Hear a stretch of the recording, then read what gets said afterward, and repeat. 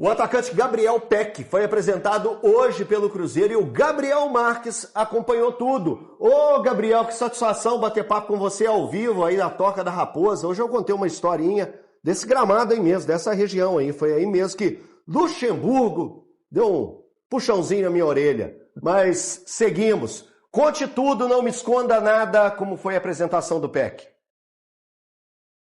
Boa tarde para você, Elton. Prazer estar falando contigo e também com todo mundo que está ligado na tela da Band. Olha, a apresentação do Peck foi bem emocionante. Primeiro falando que ele contou suas principais características, é um ponta driblador que também bate muito bem a bola no gol e que chega agora para, mais uma vez, voltar para o futebol brasileiro. Ele comparou, segundo o próprio Peck, o futebol lá nos Estados Unidos é um futebol mais de transição, que exigia muito que ele fosse um jogador definidor, ou seja, roubava a bola, já procurava o ataque e o Peck tinha então que colocar a bola no fundo da casinha. Agora no Brasil ele volta a fazer funções, vamos dizer, mais táticas, Ele usou até várias vezes o termo que está um jogador mais tático, então vai defender mais e, sem vaidade alguma, o Peck vai defender mais, vai correr atrás da marcação, também vai ser importante nesse esquema do Arthur Jorge, que segundo o próprio Peck, bateu um papo com ele também para poder já apresentar o esquema de jogo do Cruzeiro. O Gui, ele emociona o Brasil há muito tempo, Mas você também fazer jornalismo é numa apresentação de um jogador que a gente está semanas falando da característica, joga pelo lado direito e tal,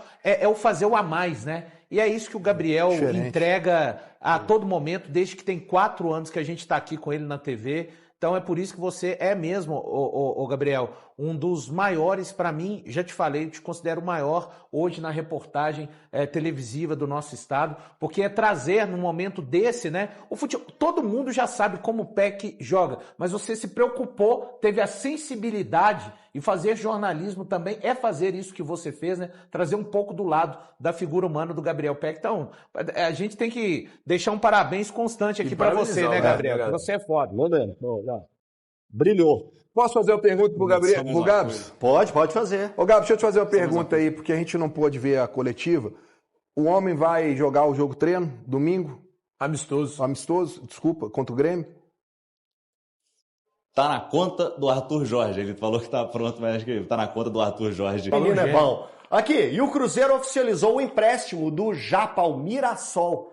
Pode ser uma boa pro Japa, uma boa pro Cruzeiro e uma boa pro Mirassol também. Eu acho que é uma excelente pro Japa e acho que é uma boa também pro Cruzeiro. Fazer uma linha rápida cronológica do Japa, Se destaca muito nas categorias de base, 21, 22, 23 ele começa a ter as primeiras oportunidades, até por conta da escassez com relação a investimentos que o Cruzeiro tinha, naquela volta depois de 3 anos na Série B, e ele é uma figura importante, ele ajuda, ali dentro da rotatividade de elenco, é um dos jogadores, é um dos crias da Toca ajudar, lembrando, é um cria da Toca que faz o gol que praticamente livra o Cruzeiro de uma possibilidade de rebaixamento contra o Goiás, o Robert, que hoje está brilhando já na Europa. 24, vem o ano de 2024, quando o Cruzeiro consegue utilizar o Seabra, fica uma expectativa até de mais utilização por parte do Japa, já que o Seabra ficou 2 anos no Cruzeiro e era um técnico, que conhecia muito bem esse jogador. E aí vem o ano de 25, o final de 24, ele acaba se lesionando, sofre muito, só volta a ter condição de jogo na metade do ano, quando o Cruzeiro disputa lá a Vitória Cup, aquele torneio amistoso em Vitória, no Espírito Santo, o ano passado. E ele até termina o ano tendo algumas oportunidades com o Leonardo Jardim, que enxergava ele como uma espécie de meia pelo lado direito, e aí vira o ano, o Jardim vai embora, vem o Tite, que começa utilizando ele no time de baixo, depois vem a troca para o Arthur Jorge, e aí ele acaba perdendo naturalmente. Ele nunca entrou em campo com o Arthur Jorge, e eu não acho que o Arthur Jorge tenha o escanteado. Para falar dessa situação, a gente tem que lembrar que chegou mais um jogador importante no meio campo, que colocou um titular no ano passado no banco de reservas. Ou seja, então a concorrência para o Japa, mesmo no banco de reservas, aumentou. Ele tinha um Lucas Silva agora para concorrer, para ser relacionado, para ir para os jogos também. Já que o meio campo do Cruzeiro hoje titular dos volantes é Romero e Gerson, com Lucas Silva e Matheus Henrique no banco de reservas. Então, seria muito difícil para o Japa conseguir jogar. Eu acho que ele precisa de sequência. E tenho certeza que no Mirassol, por ser um elenco mais reduzido e estar envolvido em competições importantes, o Mirassol foi o primeiro brasileiro a se classificar para a fase de mata-mata da Libertadores. Então, que o Japa possa jogar E eu vejo que, diferente de alguns jogadores que vão e são emprestados pelo Cruzeiro e que não conseguem mais voltar para o clube e serem úteis, eu vejo o Japa como um asterisco. Eu vejo que o Japa pode sim jogar e quem sabe no ano que vem, não sabemos os movimentos de mercado, mas ele precisa de conseguir dar sequência na carreira dele, Elton. O Japa, ele também, assim, o principal erro, na minha visão, do Arthur Jorge, talvez até o único até aqui na passagem dele pelo Cruzeiro, foi a diminuição, que eu até concordo com o Valu, que não foi um escanteamento, foi um processo natural. Com o Tite, ele também começa 100 minutos e vai arrumando esses minutos, porque o Tite percebe que ele tinha que ser utilizado mais vezes. Eu acho que o Arthur Jorge talvez não tenha chegado ainda nessa conclusão e até por isso com a janela escolhe por emprestar o jogador que definitivamente precisa de ter mais minutos porque está num processo de evolução, mas eu acho um erro. Eu acho que o Japa é um jogador que deveria ter sido mantido por perto do Cruzeiro porque é um cara que tem uma intensidade diferente com relação a essas peças que talvez perderam titularidade, como o Lucas Silva ou até o Matheus Henrique. O Japa é um cara que entrega algo que esses caras não entregam, pisa até mais na área do que esses caras também, pelo menos na minha visão. Não finaliza tanto quanto o Lucas Silva, porque o Lucas Silva tem cara e coragem para chutar de qualquer canto, né? Mas ainda assim, eu acho que é uma coisa que deveria acontecer, o Cruzeiro tomar um pouco mais de cuidado nesse sentido com o Japa, e acho positivo o empréstimo para o Mirassol, que exatamente como o Valu falou, está envolvido em 3 competições, então ele vai ter muita oportunidade de jogar. Ainda assim, acho que ele teria, se permanecesse no Cruzeiro, ganharia mais oportunidades ao decorrer da temporada e talvez até terminasse a temporada como um dos principais jogadores desse meio de campo, não sendo titular necessariamente, mas muito utilizado ele seria. Só assim para contrapor no debate com o nosso Danilo, num determinado momento com o Tite, a gente tem que lembrar que o Tite termina pensando o Cruzeiro com Lucas Romero, Lucas Silva, Christian e Gerson. Sim. Insanidade. O Tite estava. Insanidade. Pois é. Ele estava escalando, ele chegou a uma conclusão de que esse era o caminho, tá? Então, nesse tipo de formato, de fato, tinha muito espaço para o Japa. Seja como um segundo volante, seja pelo lado direito, como meio-campista e como até o Leonardo Jardim utilizou, ou seja pelo lado esquerdo. Com o Arthur Jorge, a gente está vendo. Ele está sendo vendido, nós não vamos poder fazer esse exercício literalmente para ver. Sim. Mas talvez até o Christian, que se tornou o que se tornou, com toda a versatilidade, pudesse se tornar um eventual reserva, porque é a forma que o Arthur Jorge parece projetar esse Cruzeiro para o segundo semestre, com 2 volantes, o primeiro e o segundo volante, e 2 pontas. Aí, um de um lado, pelo lado esquerdo, hoje o Sinisterra, e um do lado direito, que hoje a gente imagina o Gabriel Peck. Então, assim, eu acho que nesse cenário...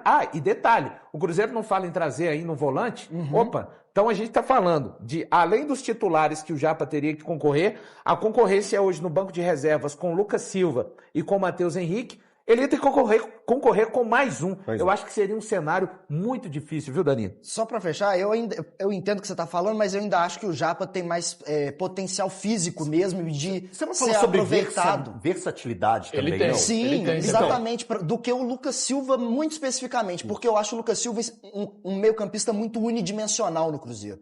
Ele tem o jeito dele de jogar e se você mexe demais, sempre me dá a impressão de que não vai dar certo. Mas o Valu falou uma coisa muito interessante para mim, que é com relação ao Christian, e isso daí voltando também no que a gente passou, que é agora há pouco, da entrevista do Peck, e o tanto que o Gabriel diz ele ter destacado essa capacidade de ser um jogador tático. Comprova, pelo menos na minha visão, no primeiro momento, uma impressão que eu já tinha, que a tendência é o Peck ser o titular pelo lado direito, com o Arroio perdendo espaço, o Sinisterra ser o titular do lado esquerdo, e aí você basicamente faz a representação do que fazia o Christian pelo lado esquerdo, com o Peck do lado direito. Você não tem uma grande mudança tática, inclusive talvez tenha até um ajuste, porque do lado direito o Fagner não chega tanto à linha de fundo e o Peck poderia sair mais de trás, então ajeita essa proporcionalidade, né? Com o Rojas saindo de trás também para chegar à linha de fundo e o Sinisterra ocupando espaço por dentro. Então você resolve 2 problemas de uma vez só, né? O Cruzeiro deixa de ser manco pelo lado direito como era e agora... mesmo com a saída do Christian, ela é suprida sem uma grande alteração tática, ainda resolvendo o problema.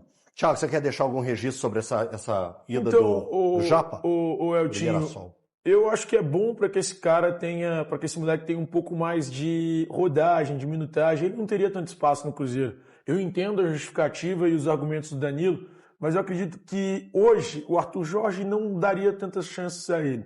Então eu acho que essa saída agora para uma equipe que, cara, o Mirassol segue na Libertadores. Sim, Foi o primeiro brasileiro a se É. classificar. Uma equipe que segue na Libertadores, para ele, Japa, é importante, é interessante. Ele vai ter uma oportunidade de jogar partidas mais difíceis, jogos mais complicados, vai ter possibilidade de ganhar um pouco de casca e voltar ainda mais experiente para o Cruzeiro. Para mim é positivo esse empréstimo que o Cruzeiro faz do Japa ao Mirassol. Eu também enxergo dessa forma. Você também, Breno? Também.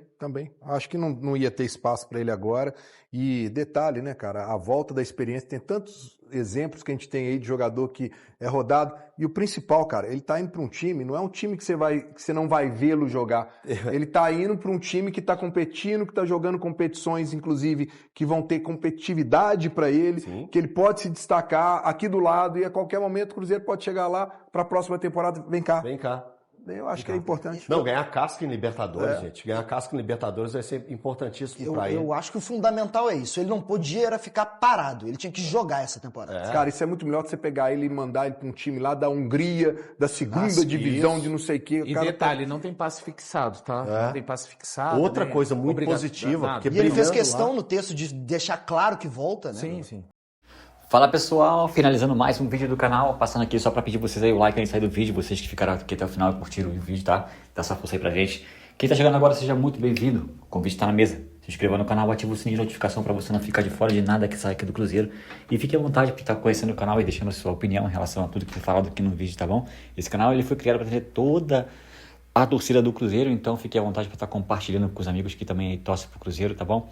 E você deixando sua opinião em relação a tudo que foi falado no vídeo, você ajuda ao YouTube, claro, ao logaritmo do YouTube, ele entende que o conteúdo está sendo relevante para todos, ele vai alcançar mais torcedores do Cruzeiro e assim aumentando os inscritos do canal, tá bom? A gente agradece demais aí por essa força, obrigado pela preferência, tamo junto.